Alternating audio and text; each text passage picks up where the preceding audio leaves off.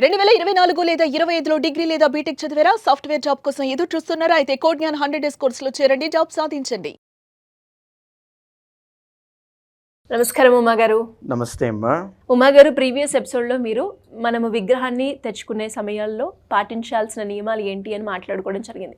And చాలా మందికి యాక్చువల్గా హిందూ ధర్మం ప్రకారంగా ప్రతి సంవత్సరం వినాయకుని పండుగ ఎప్పుడు వస్తుంది, అండ్ అలాగే చాలా మందికి ఉన్న డౌట్ ఏంటి అంటే విగ్రహాన్ని పండుగ రోజే మనం ఇంటికి తెచ్చుకోవాలా, లేదు అంటే ముందు రోజు కూడా తెచ్చుకొని పెట్టుకోవచ్చా అని అడుగుతున్నారు. ఏం చెప్తారు ఉమా గారు? తప్పకుండా అమ్మా.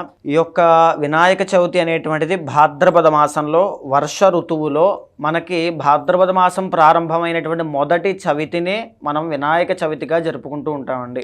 అయితే ఈ సంవత్సరము ఆగస్టు 27వ తారీఖు చవితి బుధవారం నాడు వినాయక చవితి అనేటువంటిది వచ్చింది. అయితే ఈ సంవత్సరానికి ఉన్నటువంటి గొప్పతనం ఏమిటి అంటే చవితి ప్లస్ బుధవారం రావడం చాలా గొప్పదండి. ఎక్కడైనా చూడండి, చవితి మంగళవారం వస్తే కనుక ఆ రోజున కనుక వినాయకుడిని అర్చన చేస్తే అప్పులన్నీ తీరిపోతాయి. ఎంతటి అప్పులున్నా అన్నీ తీరిపోతాయి, కష్టాలన్నీ తొలగిపోతాయి, ఆరోగ్య సమస్యలు తగ్గుతాయి.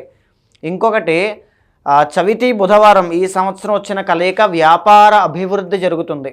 తర్వాత ధన సమస్యలన్నీ తీరిపోతాయి. ధన ఆగమనము, మనీ బ్లాకేజెస్ ఏమైనా ఉంటే ఆ రోజున గణపతికి విశేషంగా కొన్ని చేయాల్సి ఉంటాయండి. అలా చేసుకున్నట్లయితే ఖచ్చితంగా అవన్నీ తీరిపోతాయమ్మా. అయితే మీరు అడిగినటువంటి ప్రశ్న, వినాయక చవితి రోజు ఉదయమే తెచ్చుకోవాలా? సో అలా ఏమీ లేదండి. మనం విగ్రహాన్ని ఎప్పుడు తెచ్చి పెట్టుకున్నా సరే, మనం పూజలో పెట్టిన తర్వాత, మనం ప్రాణప్రతిష్ఠ చేసిన తర్వాతనే ఆయన యొక్క శక్తి అందులోకి వచ్చి కూర్చుంటుంది. సో అప్పటి వరకు ముందు తెచ్చుకున్నా, 2 రోజులు ముందు తెచ్చుకున్నా సౌకర్యార్థం పర్వాలేదు, ఇబ్బంది ఏమీ లేదండి. మరి విగ్రహాన్ని ఇంటికి తెచ్చుకున్న తర్వాత పూజ చేసే సమయాలు అనేవి చాలా మంది పర్టికులర్గా చూస్తూ ఉంటారు. ఈ ముహూర్తం టైంలో కనుక వినాయకుని మనం ఆరాధిస్తే చాలా బాగుంటుంది అనేది. ఏ సమయాల్లో మనం వినాయకుని ఆరాధిస్తే బాగుంటుంది అంటారు మగారు? తప్పకుండా అమ్మ. వినాయక చవితి రోజున గురుహోరలో కనుక స్వామిని ఆరాధించినట్లయితే విశేషమైనటువంటి ఫలితాలు ఉంటాయి. అయితే ఈ సంవత్సరము గురుహోర ఉదయం 9 గంటల దగ్గర నుంచి 10 గంటల వరకు సుమారుగా ఉందండి. సో ఆ సమయాన్ని బట్టి ఉదయం 9:30 లేదా 9:40 పూజ ప్రారంభం చేయడం చాలా గొప్ప విశేషమైన ఫలితాలు ఇస్తుందమ్మా. అండ్ అలాగే పూజ ప్రారంభించే సమయంలో మనము ఏ మంత్రంతో స్టార్ట్ చేస్తే బాగా జరుగుతుందంటారు? మీకు ఈ ప్రశ్న దానికి సమాధానం ఏమిటి అంటే అండి, గణపతి అధర్వణ శీర్షోపనిషత్ అని ఒకటి చెప్పబడి ఉందండి అధర్వణ వేదంలో. సో అక్కడ ఏంటి అంటే అది చాలా గొప్ప కల్పవృక్షం అండి. స్వామిని కనుక ఆ మంత్రంతో అనుష్ఠానం చేసిన, దాన్ని ఆ రోజున జపము చేసిన, లేకపోతే పారాయణ చేసిన, ఆ గణపతి అధర్వణం ద్వారా హోమం చేసిన, కోరిన కోరికలు ప్రతి ఒక్కటి తీరుతాయి. అది గణపతి అధర్వణ శీర్షోపనిషత్ అని ఉంటుంది. ఒకవేళ మీరు ఇంట్లో చేసుకున్నట్లయితే అది మీకు రాకపోతే కనుక ఓం హ్రీం పీతాంబరాయ నమః అనేటువంటి మంత్రాన్ని జపం చేయండి. ముఖ్యంగా ఇది కన్యారాశి వాళ్ళకి చాలా బాగా పనికొస్తుందండి. కన్యారాశి వాళ్ళకి గణపతి యొక్క ఆరాధనకి చాలా దగ్గర సంబంధాలు ఉంటాయి. కన్యారాశి వాళ్ళు గణపతి ఆరాధన చేస్తే చాలా తొందరగా సిద్ధిస్తుంది. వాళ్ళు తప్పకుండా ఓం హ్రీం పీతాంబరాయ నమః అనే మంత్రాన్ని చదువుతూ మెడలో తులసిమాల వేసుకుని స్వామిని అర్చించండి. ఆ రోజున స్వామికి తప్పకుండా ఆవు వెన్న నైవేద్యంగా, పచ్చి ఆవు పాలలో పటికీ బెల్లం కలిపి నైవేద్యంగా పెట్టండి. మీకున్నటువంటి సమస్యలు ప్రతిదీ తొలగిపోతాయి. గణపతి యొక్క విగ్రహానికి ఒక విశేషమైనటువంటి శక్తి ఉంటుంది. ఉదాహరణకి ఈ యొక్క గణపతి విగ్రహంలో స్వామి యొక్క తొండము ఎడమ వైపుకి తిరిగి ఉంది. ఈ ఎడమవైపుకి తిరిగి ఉన్నటువంటి విగ్రహాన్ని, గణపతిని కనుక మనం ఆరాధన చేస్తున్నామంటే, ఆయన్ని ప్రాణప్రతిష్ఠ చేసి మనం ఏదైనా ఒక మంత్రజపాన్ని ఆయన వద్ద చేస్తే కోరిన కోరికలు ప్రతీదీ కూడా సిద్ధిస్తాయమ్మ. అదే స్వామివారి యొక్క తొండము కుడివైపు తిరిగి ఉంది అంటే ఆయన మోక్ష గణపతి.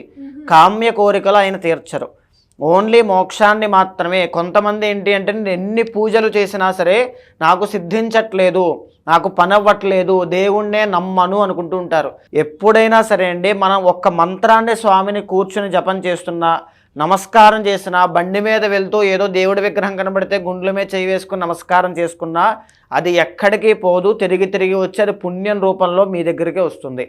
అయితే ఇలాంటి చిన్న చిన్న విషయాల దగ్గర పొరపాటు అవ్వడం వల్ల మీకు కావాల్సింది మీకు దక్కకపోవడం అనేటువంటి జరుగుతుంది. గణపతి యొక్క తొండము ఇలా ఎడమవైపు తిరిగే విధంగానే చూసుకోండి. అలాంటి స్వామిని ఆరాధన చేస్తే మీకు ఏ కోరికైనా తీరుతుంది. అందుకే వరసిద్ధి వినాయక అంటారండి ఆ రోజున మాత్రము. ఉమా గారు, చాలా మందికి కూడా అంటే విగ్రహాన్ని ఇంటికి తెచ్చుకునే ముందు ఇల్లు శుభ్రం చేసుకుంటూ ఉంటారు. అలాగే కొంతమంది గంగా జలాలు యూజ్ చేస్తూ ఉంటారు క్లీన్ చేసే ప్రాసెస్లో. అంటే ఏ పదార్థాలతో మనం క్లీన్ చేసుకుంటే ఇల్లు శుభ్రంగా ఉంటుందంట? తప్పకుండా అమ్మ, మనం ఏ పూజ ఆచరించినా సరే అది గణపతి యొక్క ఆరాధనే కాకుండా, లక్ష్మి యొక్క ఆరాధనే కాకుండా, ఏ పూజ నిత్య పూజ ఇంట్లో చేసుకున్నా పాత్ర శుద్ధి అనేటువంటిది, తర్వాత భాండ శుద్ధి అనేటువంటిది చాలా అవసరం అండి. సో దానికోసం ఏ ఏ పదార్థాలతో మనం శుభ్రం చేసుకోవాలి అంటే ఆవు పేడతో శుభ్రం చేసుకోమని శాస్త్రం చెబుతోంది. అది అత్యంత పవిత్రమైనటువంటిది.